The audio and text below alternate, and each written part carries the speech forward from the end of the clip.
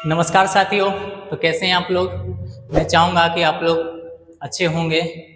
तो चलिए आज की क्लास में हम अपने फिजिक्स का डिस्कशन करने जा रहे हैं कि हमें जो फिजिक्स में क्या क्या पढ़ना है, हमारे एग्ज़ाम में कहाँ कहाँ से सवाल आएंगे। तो आज की वीडियो में हम आपके फिजिक्स के सिलेबस का डिस्कशन करने जा रहे हैं। तो वीडियो ज़्यादा लंबी नहीं जाएगी, तो आप हमारे साथ बने रहिए। आपको पूरा यानी कि A to Z इन्फॉर्मेशन आपको यहाँ पर दिया जाएगा कि हमें क्या क्या पढ़ना है, क्या क्या नहीं पढ़ना है, कहाँ से बिहार बोर्ड क्वेश्चन पूछती है, ठीक है, कहाँ से हमको वो पढ़ना है जो आपके जो सपना देखे हैं टॉपर बनने का, हम वहाँ तक टॉपर बन सकते हैं, जा सकते हैं। तो चलिए बिना देरी किए हुए हम चैप्टर को स्टार्ट करते हैं। तो आपको पता ही है कि मैं राहुल कुमार आपको फिजिक्स पढ़ाऊंगा। तो फिजिक्स का पूरा डिस्कशन आपके सामने मैं करने जा रहा हूँ। तो चलिए, जैसे आपको यहाँ पर बोर्ड पर आपको दिख रही होगी कि कौन कौन से चैप्टर आएंगे ना। फुल सिलेबस डिस्कशन के साथ मेरे साथ बने रहिए। आपका पूरा A to Z इन्फॉर्मेशन इस वीडियो में आपको दिया जाएगा। तो जैसा कि आप जानते हैं कि आपका साइंस का 3 पार्ट होता है, ठीक, 3 पार्ट होता है। एक फिजिक्स होता है, केमिस्ट्री होता है और बायोलॉजी होता है। तो उसमें से 3 पार्ट में से एक पार्ट मैं पढ़ाऊंगा फिजिक्स, और ये आपको जो साइंस है आपका प्रैक्टिकल है, ठीक, आपका प्रैक्टिकल होगा। इसमें आपका 80 नंबर को ही पढ़ना पड़ेगा, ठीक है, 20 नंबर का आपका प्रैक्टिकल दिया जाएगा। और यहाँ पर क्या है कि प्रैक्टिकल जो आपको 20 नंबर का प्रैक्टिकल मिलेगा, ठीक है, तो आपको 80 नंबर का पढ़ना है। तो उस 80 नंबर में से आपको फिजिक्स है, केमिस्ट्री है और बायो है, ठीक है, इसमें से आपको पढ़ना है। तो चलिए हम फिजिक्स का पूरा चैप्टर को देखते हैं कि चैप्टर में कौन कौन सा चैप्टर दिया हुआ है, कौन चैप्टर से कितना नंबर का क्वेश्चन आ रहा है, ठीक है, इसको हम लोग देखते हैं। तो चलिए सबसे पहले आपको यहाँ पर बताते हैं, ठीक है, जहां से बिहार बोर्ड क्वेश्चन पूछती है। और बिहार बोर्ड ही नहीं, आप बिहार बोर्ड के अलावा कहीं भी अगर आप एग्जाम दे रहे हैं, अगर आप साइंस से अगर आप क्वेश्चन बनाना चाहते हैं, ठीक है, तो आपको ऐसा एक भी क्वेश्चन नहीं है जो चैप्टर पढ़ाया गया हो और उस चैप्टर से क्वेश्चन नहीं बने। तो आप हमारे साथ बने रहिए। आपको यहाँ आपके क्लास के साथ साथ आप अगर कोई कंपटीशन एग्जाम में जाते हैं और वहाँ पर आपकी साइंस का क्वेश्चन आ रहा है, तो मैं उम्मीद करता हूँ कि आपसे वह जरूर बनेंगे। तो चलिए सबसे पहला इसमें आपका आता है, एक आता है, कौन है, प्रकाश का परावर्तन। ठीक, प्रकाश का परावर्तन देखेंगे, यानी कि हम लोग जो देखें, जैसे हम लोग जो प्रकाश में हम लोग जिस वस्तु को देखते हैं, प्रकाश के सहायता से हम सभी वस्तु को देख पाते हैं। प्रकाश नहीं रहता है तो हम किसी वस्तु को नहीं देख पाते हैं। तो हमारे जीवन में सबसे महत्वपूर्ण अहम भूमिका निभाती है प्रकाश का, ठीक है, लाइट के वजह से हम लोग दुनिया के हर एक वस्तु को देख पाते हैं। तो उसके हम लोग क्या पढ़ेंगे, प्रकाश का परावर्तन पढ़ेंगे। और उसी के साथ साथ एक घटना होती है प्रकाश का अपवर्तन का।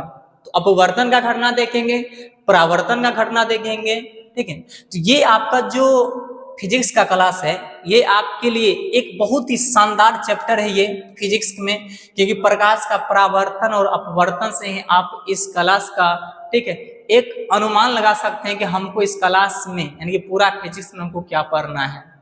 ठीक, एक निचोड़ कहा जाए ना, कि जो फिजिक्स का जो निचोड़ होता है, जो हम, और उसके बाद फिजिक्स के लिए जो एक अहम रोल होता है, अहम भूमिका होती है, वो हमें प्रकाश चैप्टर से ही देखने को मिलेगी। क्योंकि ये चैप्टर ही है जो हमारे जिसके बिना हमारे लाइफ का अधूरा हो जाता है।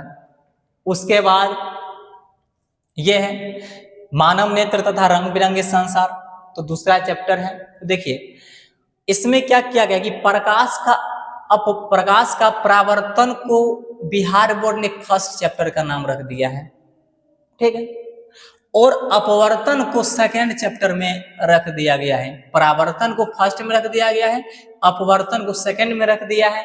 लेकिन आपको प्रकाश का परावर्तन और अपवर्तन दोनों जो घटनाएं हैं ये प्रकाश का, ठीक है, दोनों घटनाएं आपको हम, ठीक है, इसको एक ही चैप्टर में हम ऐड कर दिए हैं, जिसका नाम रख दिए प्रकाश का परावर्तन एवं अपवर्तन।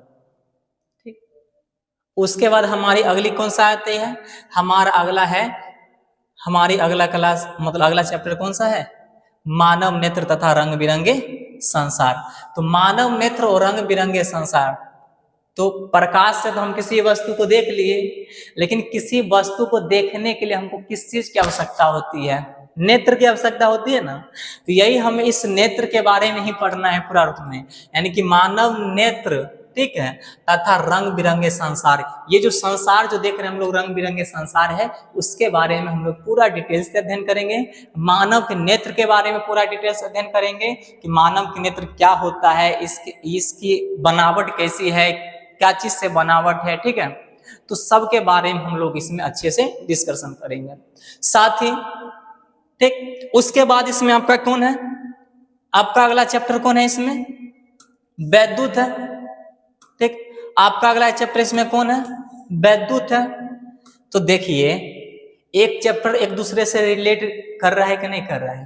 पहले आप प्रकाश पढ़ लिए, दूसरा ये देखते हैं कि हम प्रकाश को किसके सहायता से देखते हैं, तो नेत्र के सहायता से। तो मानव नेत्र तथा रंग बिरंगे संसार पढ़ लिए। उसके बाद ठीक, उसके बाद हम लोग विद्युत को पढ़ते हैं। आखिर जैसे प्रकाश सिर्फ सूर्य से तो प्रकाश नहीं आती है, प्रकाश लाइट से भी आती, बल्ब से भी आती है, ठीक, चांद से भी प्रकाश यहाँ आता है, लेकिन चांद के पास अपना कोई प्रकाश नहीं रहता है, लेकिन वहां से तो आता है ना, गाड़ी के बल्ब से आता है, टॉर्च से प्रकाश आता है, यहां से उससे प्रकाश आता है ना, ठीक है, विद्युत से प्रकाश निकलता है।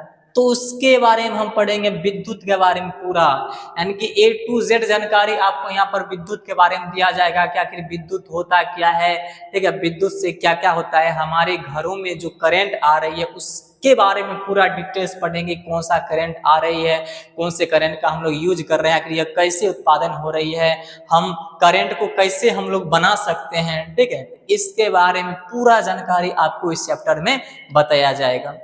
फिर आपके आता है अगला चैप्टर आता है, ठीक है, विद्युत धारा के चुंबकीय प्रभाव।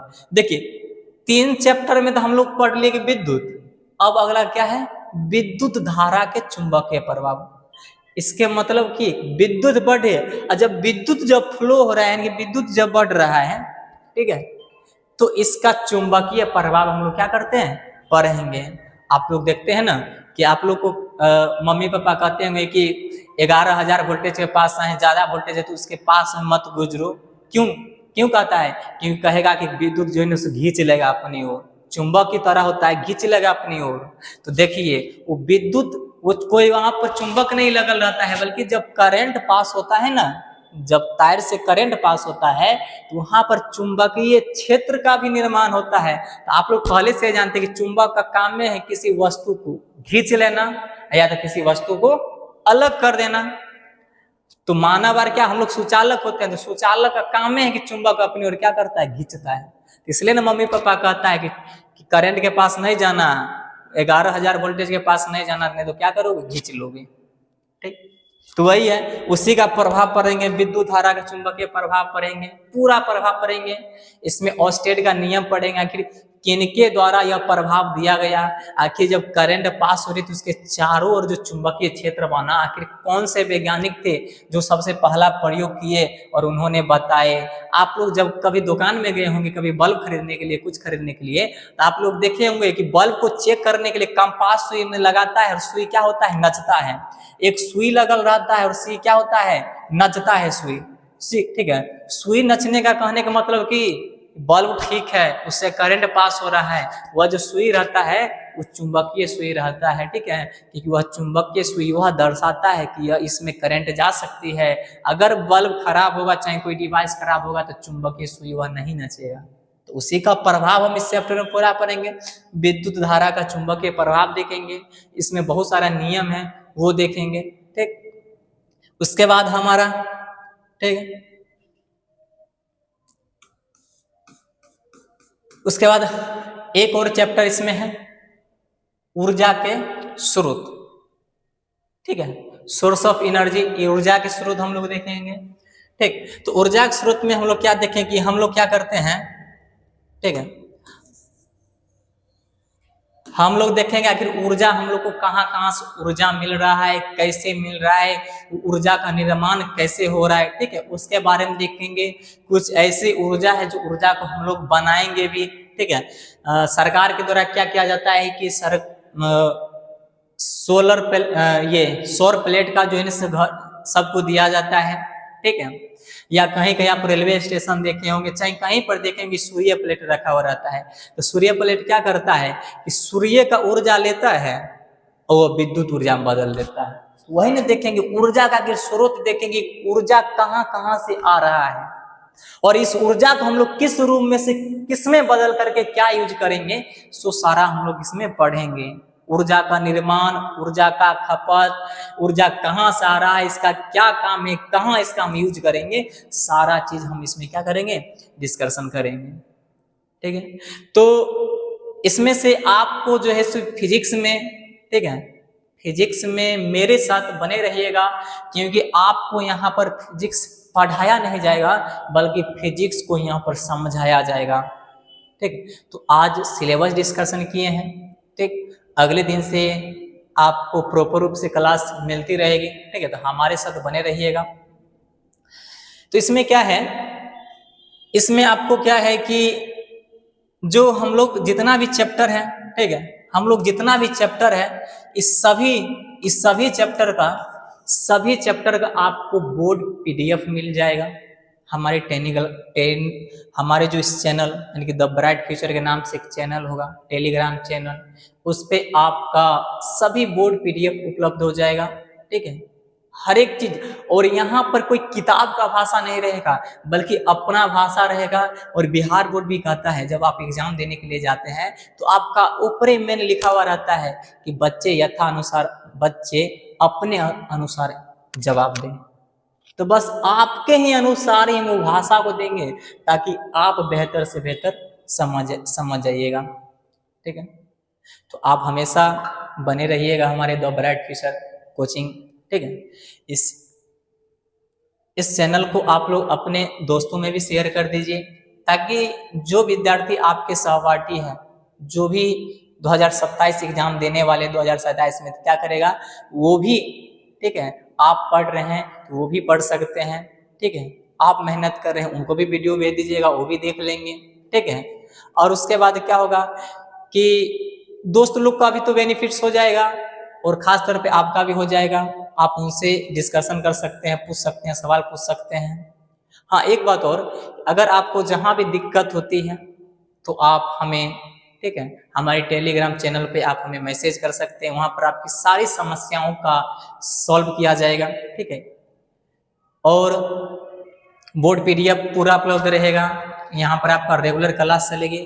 तो आप लोग ज़्यादा से ज़्यादा इस चैनल को शेयर कीजिए अपने दोस्तों के साथ, अपने परिवार के साथ जो भी तैयारी कर रहे हैं, और हमारे इस चैनल को भी क्या कीजिए, सब्सक्राइब कर दीजिए ताकि जितना भी हम लोग वीडियो अपलोड करेंगे वह वीडियो आप तक आसानी से पहुंच जाएगा।